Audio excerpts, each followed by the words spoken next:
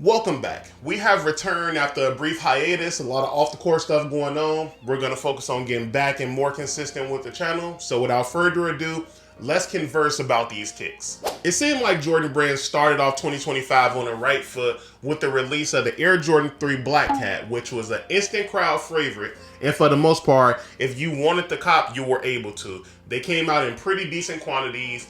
If you missed out on release day, you had about a week to really get a hold of them before they started to dry up. But then it seemed like after the release of the Air Jordan 3, everything kind of went downhill after that. For instance, the Air Jordan Year of the Snake Pack is horrible in my opinion. It's a little repetitive. We got the Air Jordan 11 Low, which is a textured snake skinny 11 Low. It reminds me of the diffused blues for some reason, and you get your little iridescent sheen to it to represent snakeskin.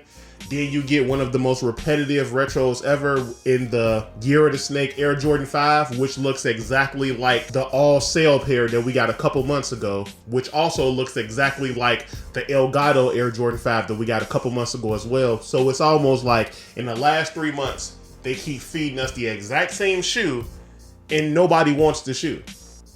Even if you slap a slightly different coat of paint on the shoe nobody wanted, they still don't want it. So to me, that's a step back. You keep giving us the same thing and expect us to buy it when it didn't work the first 2 times. Then of course you get the Air Jordan 1 Low Year of the Snakes. I'm not the biggest fan of 1 Lows, and even with that said, this is one of the laziest 1 Lows I've ever seen. This is worse than the all white pair, and the all white pair is just all white. And continuing with January disappointments, we got the Air Jordan 5 Golden Ticket. Look, if you like these shoes, that's cool. I'm only saying that they bad because it's technically the exact same shoe we got a couple years back in the Air Jordan 5 Gold Tongue. All they did was shift the black for a brown, which is technically one of the most horrible ideas you can come up with because it looks exactly like that shoe now. That shoe didn't even really push like that. It was okay. In this shoe now, it seems like a bit of a waste to me. You probably could have got away with releasing this in the fall, but in January, it don't really make sense. But again, these should be easy to get. They outlet bound, I'm sure. So if you wanted them, you were able to cop. Congratulations. And topping off January, we got the Air Jordan 6 Doernbecher and the entire Nike Doernbecher collection. Of course, we all know these are things that's going to be difficult to get because everybody wants them. I feel like the 6s was executed well. Of course, I wasn't able to cop, but in all, it's a good pair. If you're not a fan of the Mitch Max shoes, I get it. I like the Mitch Max, and if you're not a fan of pink, sure, I get it, girl code. I like the shoe. I wasn't able to get it, but it was a solid shoe. So to me, Jordan Brand started off January kind of wonky with a total score of 2 out of 6. I feel like they hit with the 6s and they hit with the 3s. Everything else for the most part in January from Jordan Brand was trash. We ain't gonna talk about the Tatums and none of that because those basketball shoes, nobody's casually wearing those. Maybe they are, but I don't want to talk to them. I don't want to talk to y'all. And speaking of step backs for Jordan Brand, February was one of the most loaded months and everybody was excited about it. Even when they gave us the news that the Air Jordan 1 band was going to be $250, we was like, okay, whatever, cool. And now the icing on the cake is, not only is they $250, it's a good chance you won't be able to get them. You won't. Because they decided to make this shoe extremely limited to 10,000 pairs and only at 23 stores for All-Star Weekend. Which to me makes no sense. It's almost like they was like, look, we're going to take the success we had in the early 2000s as far as bringing back colorways that everybody loved, but at the same time, we're going to do the mid 2000s thing and limit everything so everything is almost impossible to get. It's counterproductive. And it's almost a slap in the face to anybody who is excited about all of the releases that they announced for 2025. Who's to say that they don't limit everything? Everything that they told us that we were gonna love, now they're gonna put a low number on it now, and they think like that's supposed to build hype. That's supposed to help the brand. I don't agree with that, and I really think it's a bad choice. But again, at the end of the day, what we gonna do? All we can do is just not buy the product, and that's just not gonna happen. These are gonna sell out, just like they would have sold out if they would have gave us a general release pair, which that's what we was all expecting. That's what they should have gave us. Give us general release numbers. Is gonna do the same thing all the 11s do. You give us a general release number for the 11s and they all sell out. But I guess if you want to argue, oh, we want to make them special. They're already special. They special because it's an Air Jordan 1 band, one of the most iconic sneakers ever.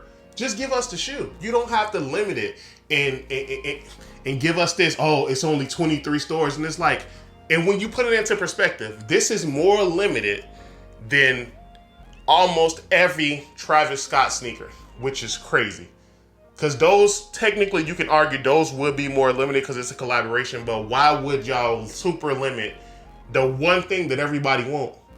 And it's a non-collaborative effort. It's just an original colorway that everybody love, and you just gonna smack that 10,000 on it. Like, that don't make sense. That's crazy. But again, everybody enjoy your L's, unless you're gonna pay secondary. I'm pretty sure a secondary easily just went from $350 if you couldn't get these at first, easily just gonna be a $500 shoe. And some of y'all gonna pay it. But again, to each his own. If that's what you want to spend your money on, cool. I'm just a brokey. And continuing with that trend, it seems like you should be concerned about the Nike Foamposite 1 Galaxy as well. Because I was excited for that shoe, but after they made this announcement about these band ones, who's to say that the Galaxy Foam's not going to be super limited as well?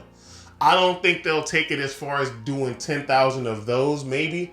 But at this point, you really can't put nothing past them.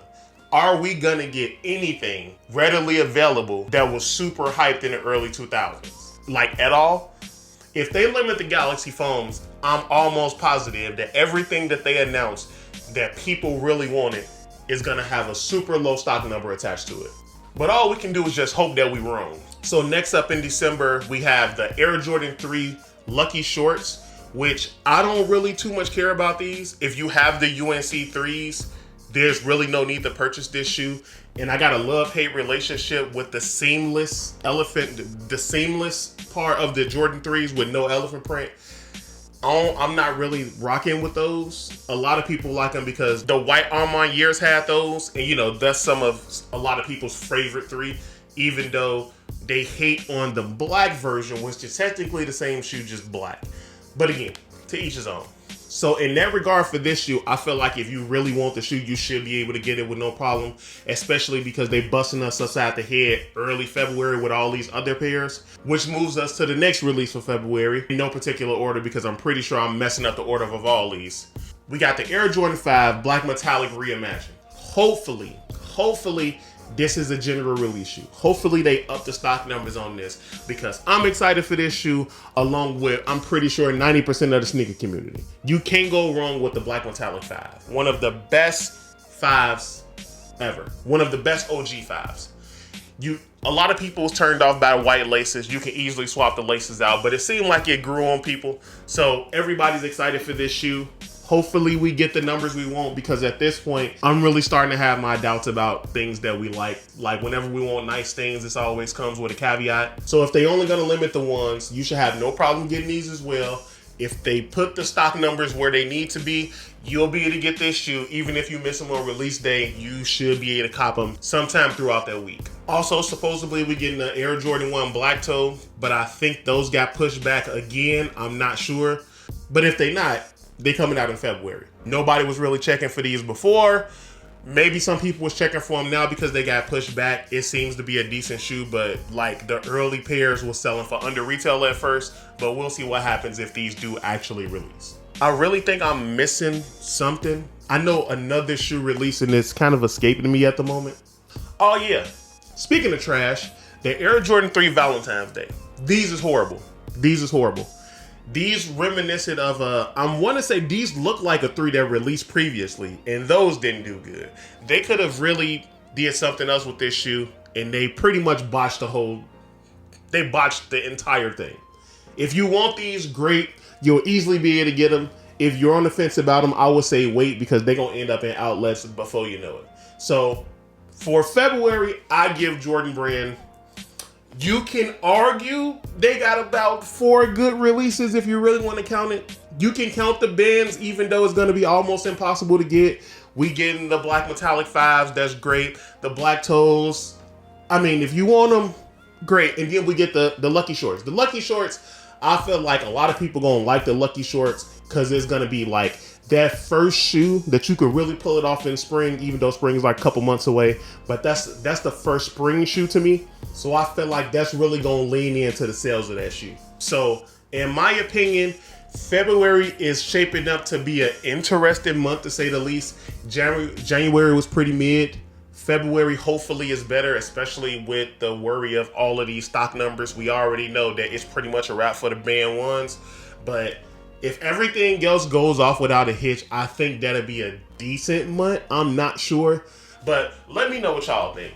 Let me know what y'all excited for February. And let me know what y'all think about the Jordan Brand releases so far.